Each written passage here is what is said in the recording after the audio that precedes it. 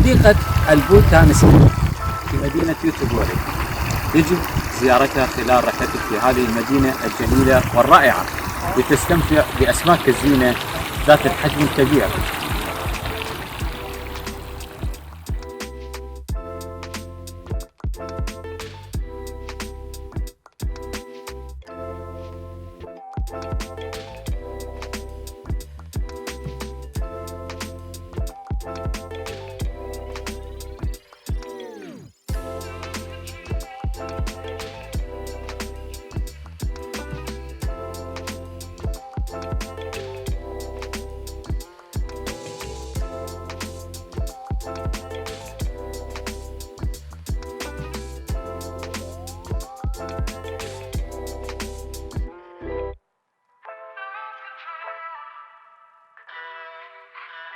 يوتيوبوري المدينة الثانية بعد ستوكهولم في مملكة السويد، منها ستبدأ جولتنا، وأول ما نبدأ به هو طعام الجوجوس.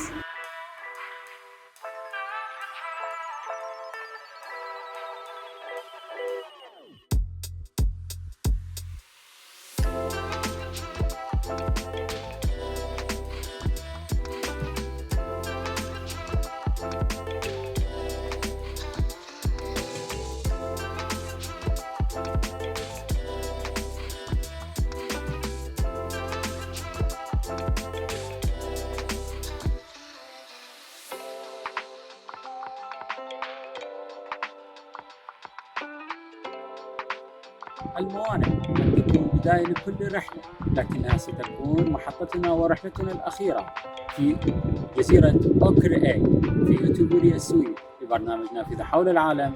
علاء العيداني.